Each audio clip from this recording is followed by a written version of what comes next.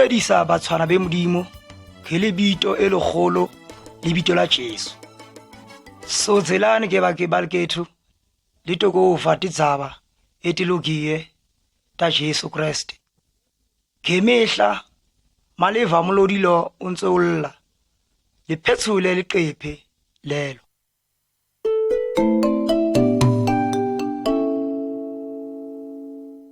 Ekuqaleni kwethitho umfanekiso oqala ibe ngu Modimo yetsi obephila enakweni leyo. Iphasi lohle bekukhona bomnyama kulo. Modimo ulogiye kuye ekuqaleni ebelawula titho ku-20 bheka umfanekiso lo ukuthi Modimo ngokwakhe kuye wayeta tonke tito ukuthi matibe kuna. Modimo uyewahlukanisa emati neliphasi, wayeta lelaka ukuthi malikhanye enyini, wayeta ukuthi inyanga mayikhanye ebusuku.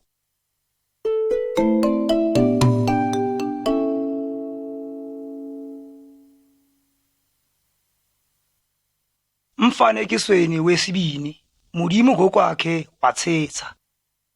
Le bhuka weyibonako lake kulomfanekiso iBhayibheli libito layo.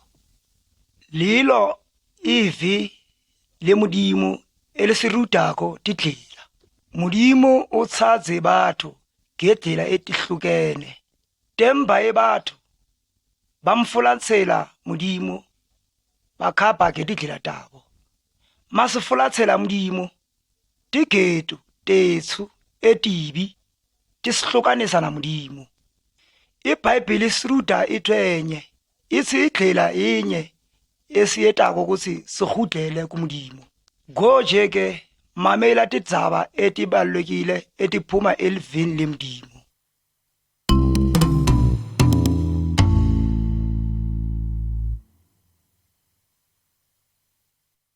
Umfanekiso webethathu kulakho khona ititho tiqala khona.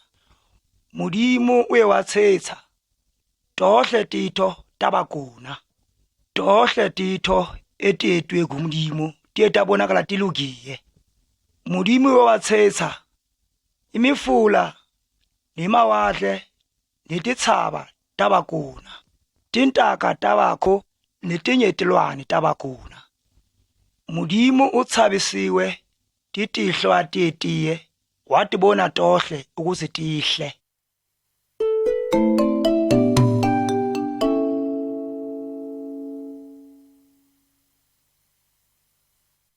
Umfanekiso wesine kuAdama la Eva.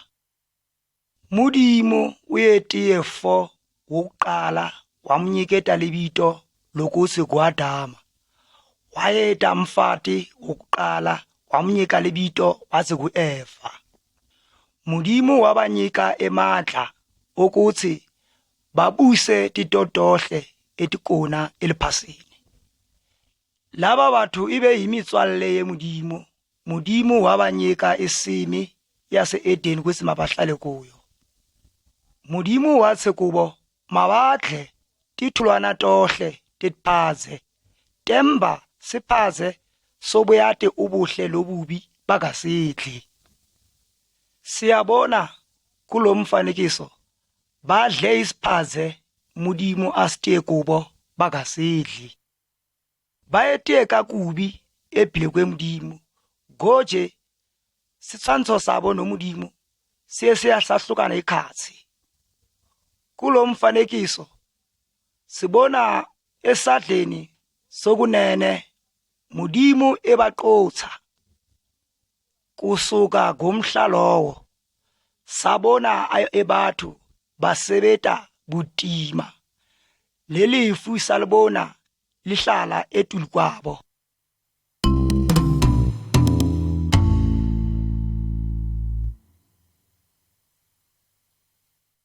Umfanekisweni lo obuhlanu sibona Kayini la Abel. Adama na Eva bebaba labazwadlana lababini, lomnye wabitwa kuthiwa nguKayini, lwesibini wabitwa kuthiwa nguAbele. Kayini wanyekelwa waba nomona kumfana wakubo, waqeza ngokumbulala. Mudimu wahlulela Kayini sibileso njengoba wahlulela Adama na Eva sibileso. Thina sikabefana baka Adama la Eva, thina sohle siyete okubi. Sibi sethu sisihlukanisiye na Mudimu, nathi simele ukuthi siahlulwe.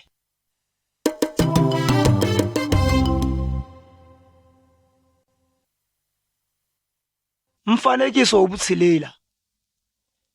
Areka na Noe bekukhona labantu labanyeti abataliwe emveni kwakwaDamu. Labantu laba bayele bayeta obubi ephile kweMudimu, bayeta kokubi kuMudimu. Mudimu wayeta murero okubaphilisa bohle ngumrwalo wemati. Bekukhona 4 yezi ebehlonipha Mudimu emsaba. Libito lakhe nguNoe. Mudimu uyewajeta Noe ukuthi mabati akhele eAreka nomuntu wakhe bathi bahlale kuna. Ngetilimo letinyeti Noe manza akha iAreka leyo ubanza jeta abathu ukuthi basokulekele kuMudimu.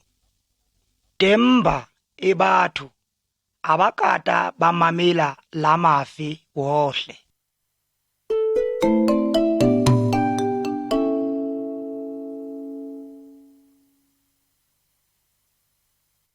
Mfanekiso wobusupa sibona mrwalo wemati.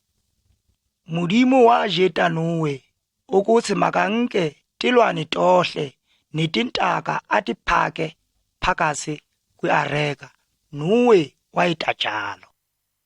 Noe nomntu wakhe wohle noba mfati wakhe baye bagina eArekeni, waqeza wayinotlela iAreka. Mudimu wanisa ivula enyeti kakhulu emati atala kulo lohle liphasi. Noe nomntu wakhe eArekeni beba bahlala kakuhle. Temba ebathu bohle ebagesheyi kweAreka bafike bohle batimela. Temba Noe yena buplo bakhe bahlala ezabeni elokiye.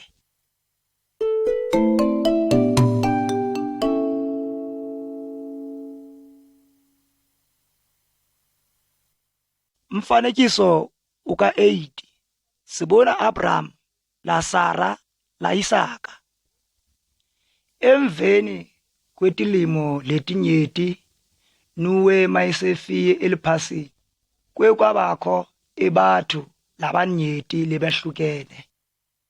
Abrahama utsadziye Mudimu waqeza wamhlonipha. Mudimu wamnyeketa sisepiso sokuthi tihlulu takhe tohle titoba tinyeti titale liphasi.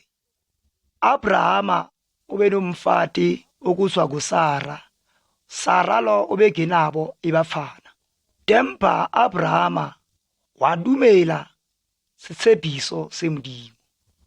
Kulo mfanekiso sibona Abrahama ebukhulwini bakhe isegumntu omkhulu kakhulu. Sibona Mudimu ebanyiketa mfana okuthiwa nguIsaka. Murena Jesu siyabona ukuthi sisihlulu sa Abrahama la Isaka. Kuye wewaphezuka ukuthi mayibe kuye ophulusale phasi lohle.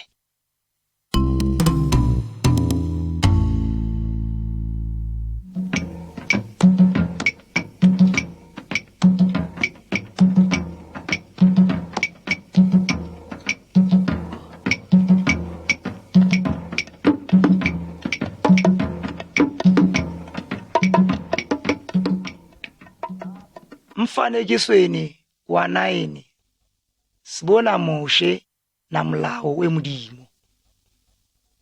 Titlolo ta Abrahama ti eta phetsuka sitjhaba lesigolo kakhulu sabitwa kuswa kuIsrayeli. Moshe naye sisitlolo sa Abrahama, naye wewadumela kuModimo waqetsa wamhlonipha. Ngenye lelilanga Modimo ngokwakhe wabitela Moshe etshabeni wamnyeka milawo yokuthi ayoyiruda ibathu. Kulo mfanekiso sibona Moshe etheuka etshabeni enkiye molao woModimo etayitasi. Lo molao ube ungoliwe emadlabheni lamabini wabesiwabaruda una. Modimo uthatha kuthi bohle abantu babuluke molao wakhe.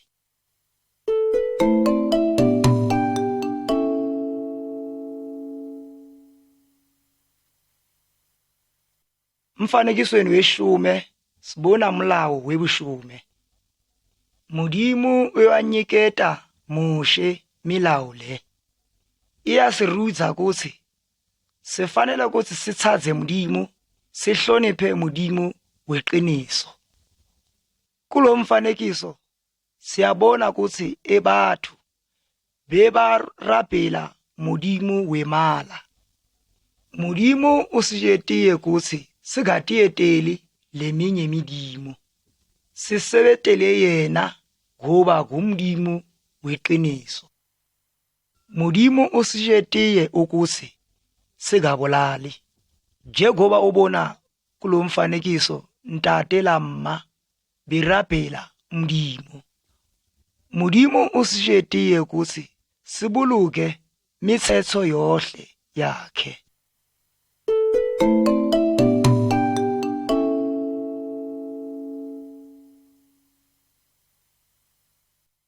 Sibona mfanekiso welushume lebunye sehlabelo sesibi.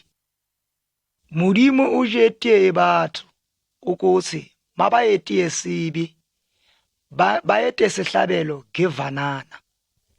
Livanana lelo libe lifa edzaweni yomuntu wetiye sibi.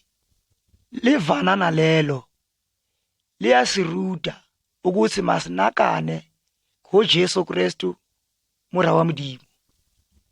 Jesu bekufanele ukuthi ate eliphasini atokufila ibathu bohle.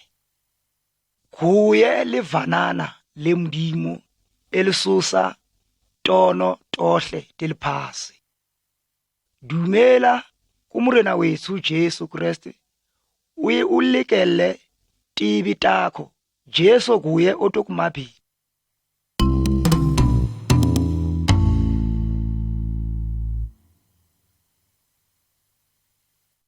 Sibona umfanekiso welishumi lobini. Sibona lenyoloyi la Maria la Josefa. Koje masiveni ngokutalwa kwa Jesu Kristu. Enagweni enyeti edluliye Modimo wewayeta sepiso sokuthi utorumela Jesu. Inako lema esefikiye Modimo warumela lenyoloyi njengoba ubona kulelo mfanekiso. Esadleni sobuthiyadi sibona lenyoloyi lekhulumisana la Maria. Maria ibe kumfanyana Josefa lo amceliye. Moya ohalalelako weModimo wamjeta kuthi utoyehlela etulo kwakho utotala mfana. Libito lakhe utobitwa kuthwa kuJesu. Esadleni esiduna sibona lenyoloyi lelo lekhuluma la Josefa. Lathi kuye ukasabi ukutinkela Maria fati wakho. Ngoba okuyetekiye kuye ngekhathi kuyetiwe kumoya uhalalelako. Libito lakhe kuJesu kuye otophulusa sitshaba sakhe etibini tato. Josefa uye wahlonipha Modimo akazake athinte Maria kufikela Jesu ataliwe.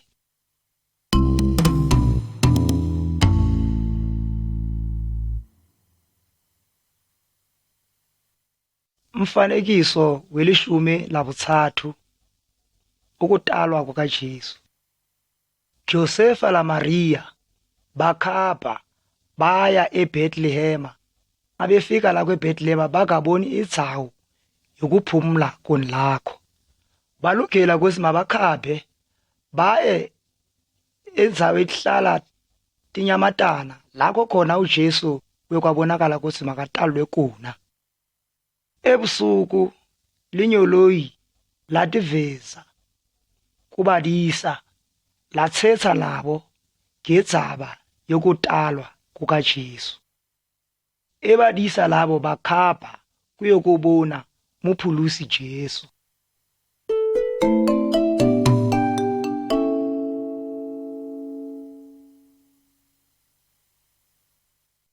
Umfanekiso welishumi lebune.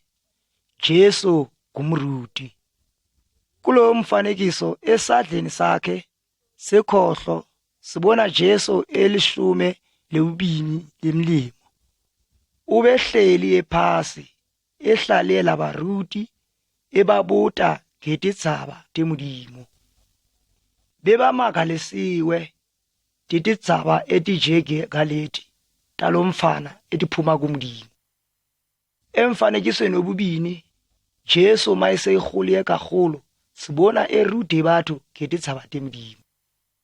Ebathu labanyeti bebadumela tidaba zakhe temba labanye bakadidumeli. Mdimo wachaza ukuthi sive tidzaba ta Jesu.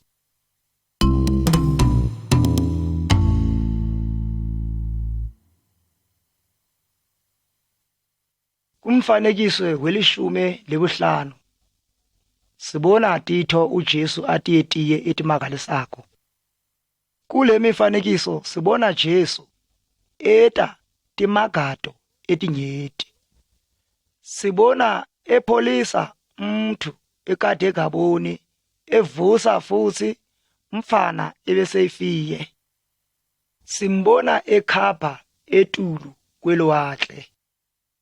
Timagato letinyeti Jesu atiyetiye ithole yasiruda kuthi Jesu ngumura wemulimo. Lalamhlaje Jesu unsatimisele ukusithusa.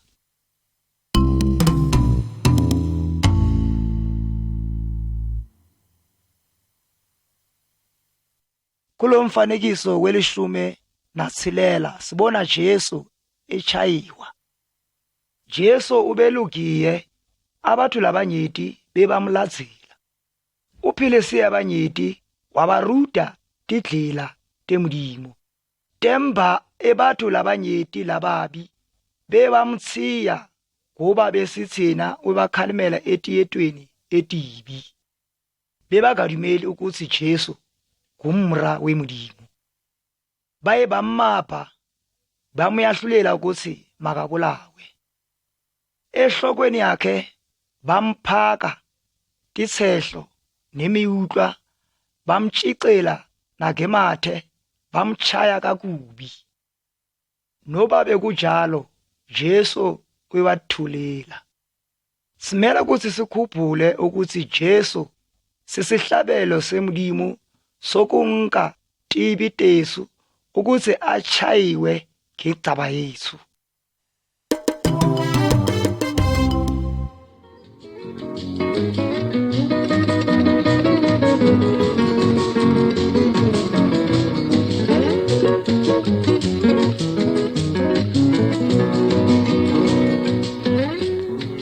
Umfanekiso welishumi lobusupha uJesu uyabulawa. Jesu wabethelelwa esiphaphanweni. Wathagiswa nabantu kade bebabili. Jesu ngokwakhe ubengenalo ecala. Temba ufiye ukuthi yena asibhatsalele etonweni tethu. Masibona ukuthi sitile okubi satilisa dokhle tithole tijalo, mali yakhe asihlata kubo bonke ububi esibuyetiye.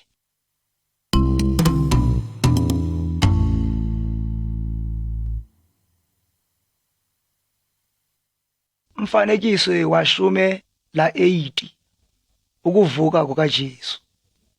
Tira ta Jesu beticika ukuthi timuphelisiye kanti akujalo. Jesu wafa esiphambanweni. Bomata bakhe banka siduphu sakhe basiphaka elibidlini. Temva emveni kwamalanga mathathu abafati bamfumana egekho elibidlini lakhe. Amanyoloyi amabini abajeda ukuthi uvukiye uyaphila. Jesu uyaphila lamhlaje, unemadla etulu kaSathane, unemadla etulu kokufa.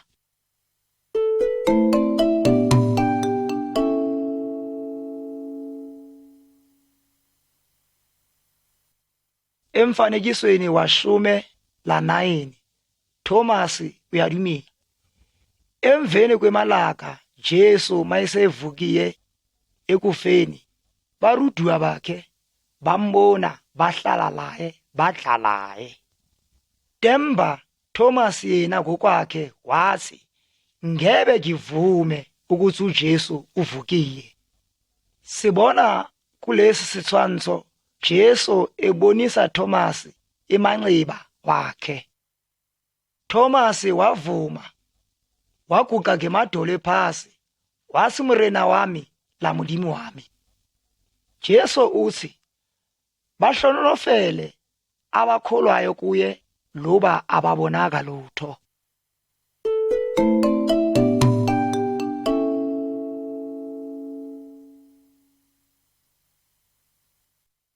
Umfanekiso we-12 sibona ukuvuka kukaJesu.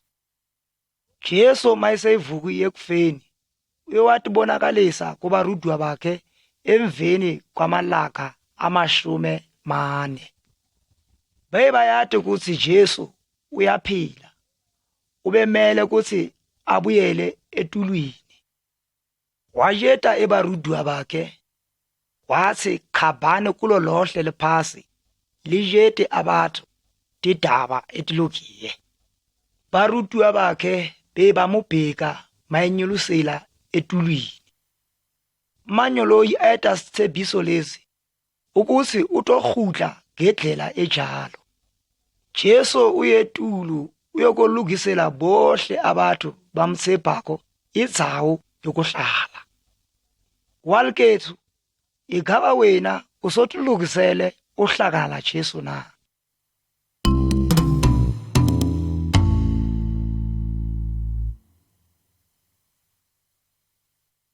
Umfanekiso wama-21 sibona isiphambano. Kugani Jesu mayefiye esiphambanweni. Jesu ufiye kuthi makabaphuluse ebayedi bobubi ebubini babo. Khumbula ukuthi emali ya Jesu atiye kuhlata ayibathu etibini ndawo. Jesu akabuyetaka ububi.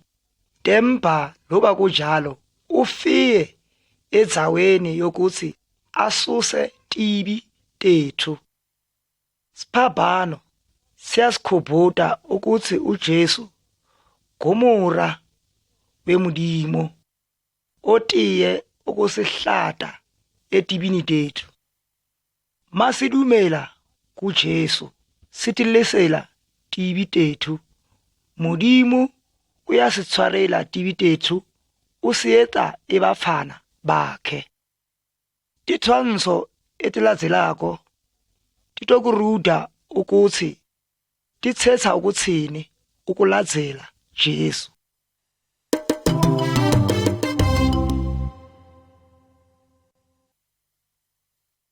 Umfanekiso wama-22 tidlela letibini. Jesu usirudiye kuthi tikona tidlela letibini. Lomunye wethu utalwa egekhasi kwedlela eya ekulahlweni. Kuba Adama, kuba kuntata wethu thina sohle uye wasiyita sibi. Jesu uthatha kuthi masigene kuledlela lencane ebheka etulwini. Lomunye nalomunye ntate, fati, mfana lomzwale bamamele idlela le. Mabekholwa kuJesu batoba nokuphila okukapheliyo. Batophuma edleleni kaSathane bagene edleleni kaJesu yokuya etulwini. Mayigaba goji uyathatha kuladzela Jesu goji. Ngiyakucela ukuthi siyethe ithabelo kunye nami. Mudimu ngiyatibona kuthi ngigumyedi webubi. Ngiyakholwa ukuthi Jesu ufiye esiphaphaneni edzaweni yokuthi tono tami tithwarelwe. Ngimabhele tono tami ugihlate egadini likaJesu. Ngiyathatha lami ngibe omunye webafana bemudimu. Ngiyalebuwa mudimu wami. Amen. Ubagaba urabheliye ithapelelwe ngeqiniso. Yati kuthi ugeniye edleleni le encane ikhotso yemudimu.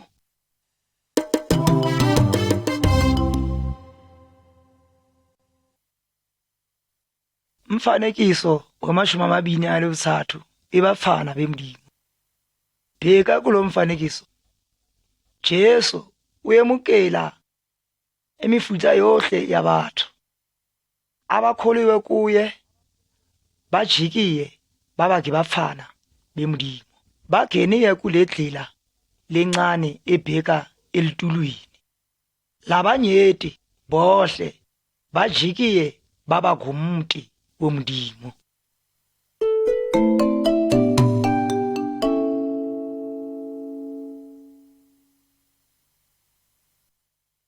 Mfanekiso wama-24 ukutalwa kabini. Lobunye busuku Muruti ostiye okuthiwa nguNikodema libito lakhe wata kuJesu ebusuku etotiruda idlela yomudimu. Jesu wamujeta ukuthi temba muthu ubagaba akatalwe lobubini ageke agene embusweni womudimu. Ngimadla ethu ngeke siyati ukuthi chincha etipilweni tethu ngumoya ohalalelako te mudimu anokusinyiketa ubuphilo lobutsha. Kulakho siphethuka khona ebafana bemudimu.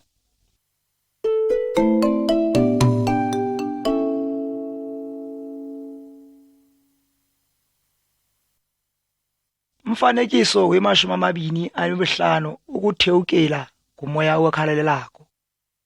Labafo khabaruduwa bomurena Jesu. Murena Jesu ubatshebitsiye ukuthi utobathumela moya ohalalelako.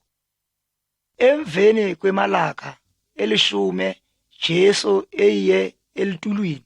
Emadoda nibafati labanye bebahlangeniye kunye bemele Jesu ukubuya kwakhe etulwini. Enagweni yona leyo umoya ohalalako wathewukela etulu kwalomunye nalomunye wabo njengoba Jesu ebatsebisiye njalo.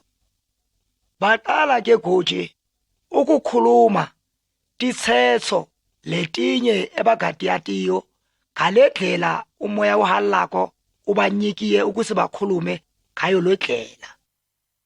Umoya ohalalelako uphila ngekhathi kwabo bohle abathathayo kumsebetela.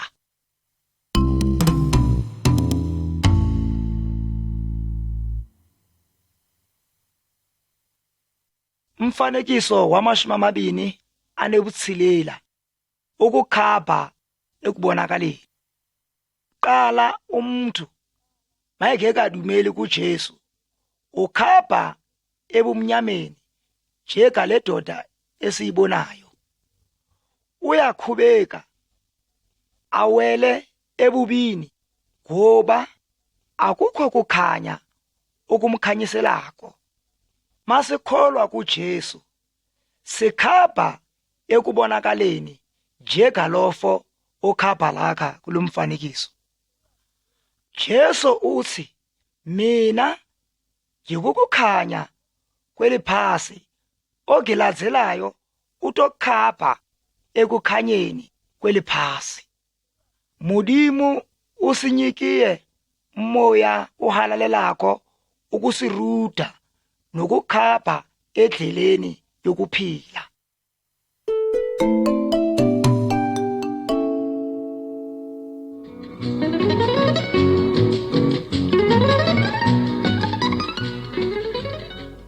Umfanekiso wemashumi alobusupha ukuva ilivi lomdimu. EbaKreste ngimihla yohle beva ilivi yeBhayibheli balebuke mudimu ngokumabhelwa etonweni tabo. MuKrestu akalwi, MuKrestu akafebi uyetate titho letilogiye. Akasebeteli midimu yemala kepha umoya uhalako kuye omnika imadla ukuthi leti atiyekele.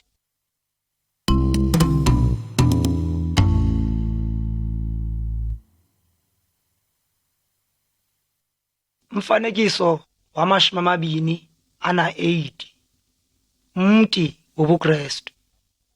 Bheka mtilo bakhapha endleleni yemdimo.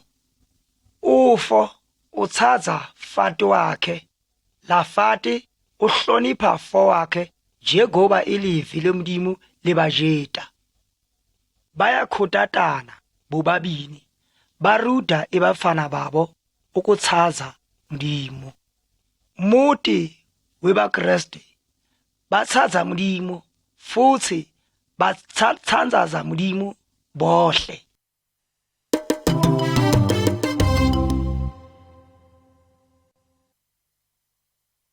Tshwantsho semashumi 29.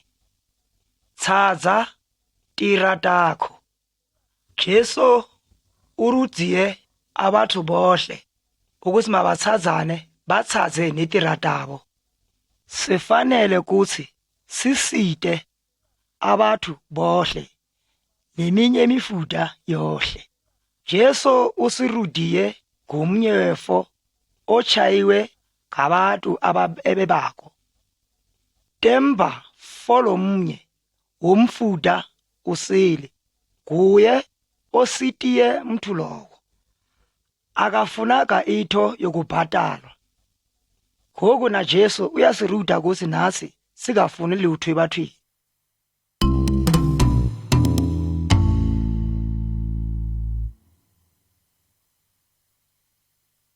Umfanekiso wemashumi 30. Jesu kuye unemadla. Laba fo laba bachisa midimu esitiye ekadze bayihumamela bebakakamyati umdimu. AbaKreste bamele kuthi bafulathele tintotohle taSathane nemimoya emibi. Murena Jesu unamadla kwetulu kwetitotohle tikaSathane netulu futhi kumimoya yohle emibi nemidimu yemala. Futhi murena Jesu unamayatla etulu kwemidimu. EbaKrestu abafanele kuthi bamsabe Sathane, bamele ukuthi bacele Modimo abanike amandla ukubahlulela kuSathane.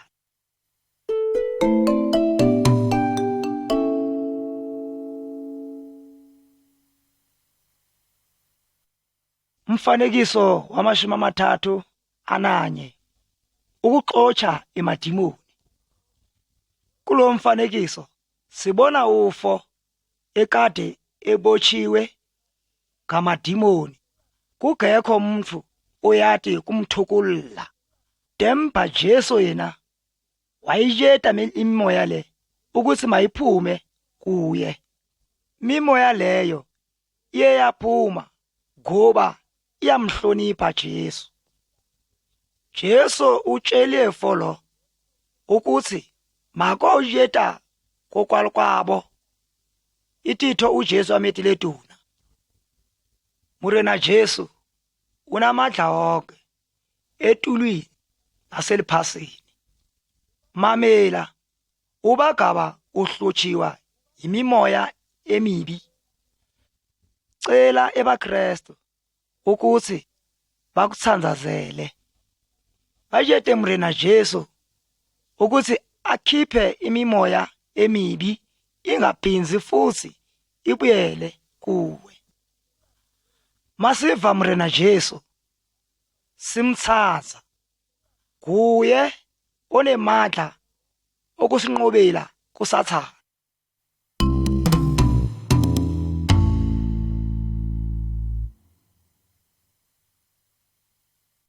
Umfanekiso wamashumi amathathu enesibini, ukuladzela Jesu.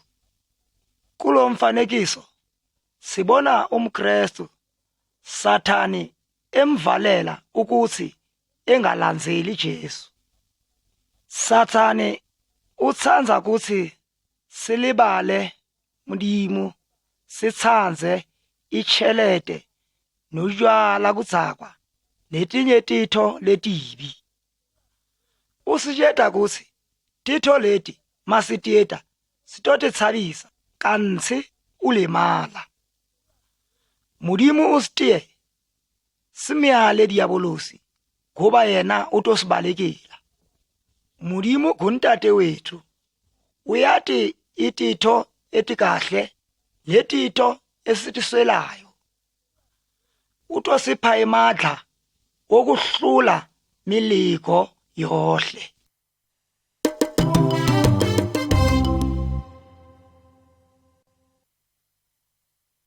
Mfanekiso wamashumi amathathu anesithathu, masiyeta sibi.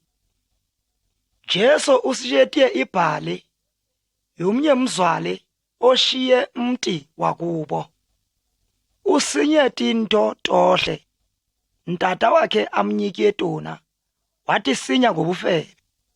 Leto tinto masetipheliye kwafika idlala ekhulu kulolo live. Wabaseba goje uswabela sibi sakhe, waqeza nehlitiyo yakhe ukuhudlela kontate wakhe. Noba uyetiye ntatu wakhe kakubi, ntatu wakhe ubemthatha, ntatu wakhe wabeswamfanela. Le bhali le isirudza kusi masiyetiye sibi goje sibi sethu sisiswabela sisifulathela. Modimo unemadla okusimabhila. Simele kuthi sithephe Modimo, umoya wakhe utosithusa ukuthi singayeti sibi.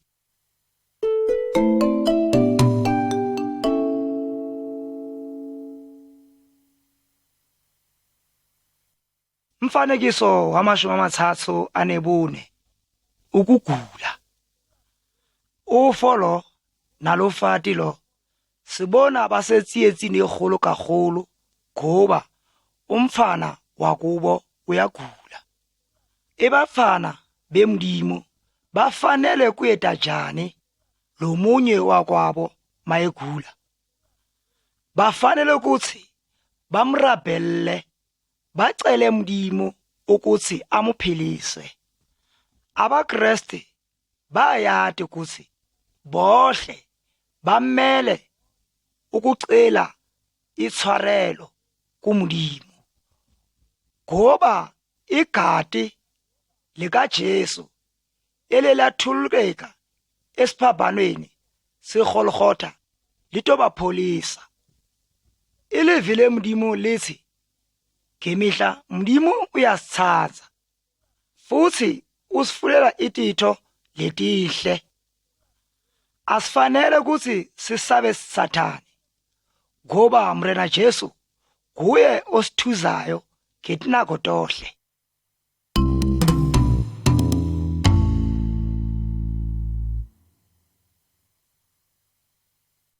Umfanekiso wama-30 alobuhlanu. Lokhu kukugula okhambisela ekufeni. Sohle siyayati ukuthi sitofa ngelinye ilanga. Emveni kokufa kuyetakala njani? UmKristu mayefiye umoya wakhe uya kumrena Jesu. IBhayibhili elilivi leModimo isiruda njalo. Temba ebahedeni bona abanayo itshepo le enelihlonono. Mabafiye bathunyelwa etiheleni edzaweni yokwehlulelwa. Igaba wena utoyakeki mhla ufako.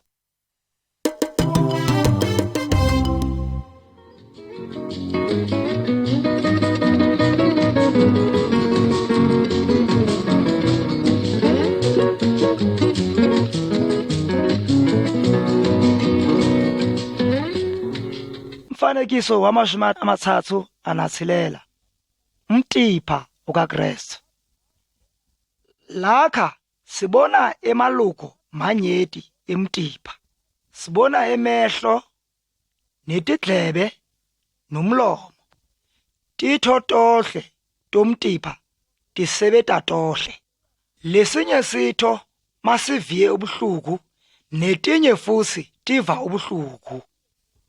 Modimo uthi abaKristu tititho tomtipha mnye wekereke. Munye nalomunye umele ukuyeta ititho etihle kulabanye. AbaKristu bohle bamele kusi batsadzane futhi basitane.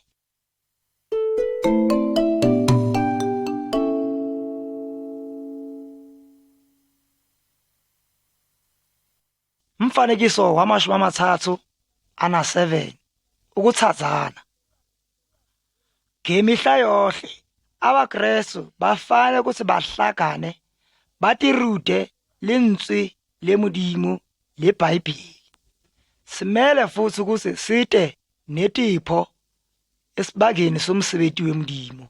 Futhi simele sikhuphule ngemihla kufa komrena Jesu. Lakha sibona emaKristu bahlagene bohle ukudla silalo. Mukhupha lo ukhubuta umtipha kaJesu. Iveyini khubuta igati likaJesu.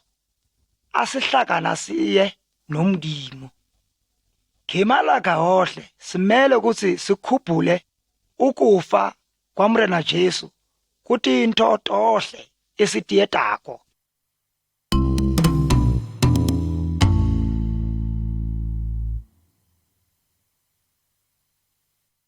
Umfanekiso wama-38 Jesu uyata futhi. Inako yoModimo mayiseyifikiye yokuta kwakhe Jesu utota njengoba Modimo ete sitshepiso lesijalo. Igaba Jesu utota njani? Murena Jesu utovusa abaKristu bohle abarobeleyo emabidleni. AbaKristu bohle batonkelwa bohle emkhatsini. Batoba lamrena ngemihla yohle. Emahedeni wona ngeke avuke emabidleni kufikela laka lokwehlulelwa leModimo. Loba kunjalo asiliyati laka letitho leto lokuyetekana kwato. Kufuneka makujalo ke masihlale sitilukisele igaba wena utulukisele na.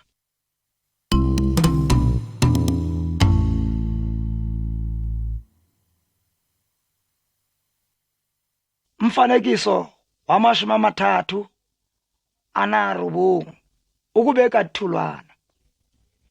Bheka mfanekiso lo siphaze lesi sibekiye tithulwana.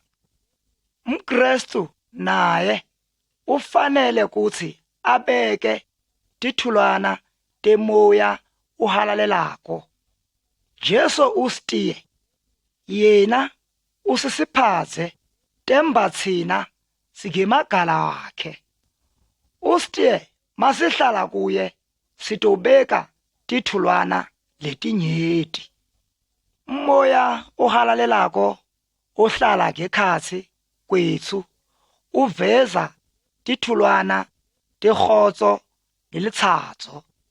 Siphaze masigabeki tithulwana siyasuswa silahlelwe emlilweni.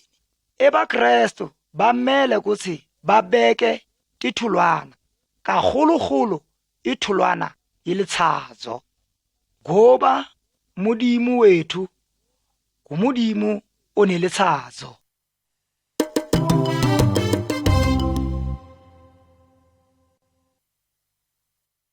Mfanekiso wamashumi amane ukujeta labanye.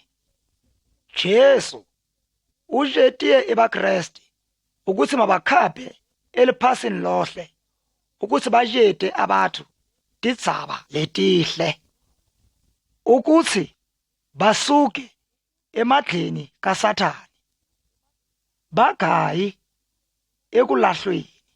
Kulo mfanekiso sibona umKristu oyetayo itayelo le yamurena wethu Jesu. Nathi sifanele ukuthi sicele umoya ohalalako usite ukujeta ibathu titsaba tika Jesu. Wakethu nawe jeta labanye ubarute ukusebetisa ithuto le yomurena Jesu.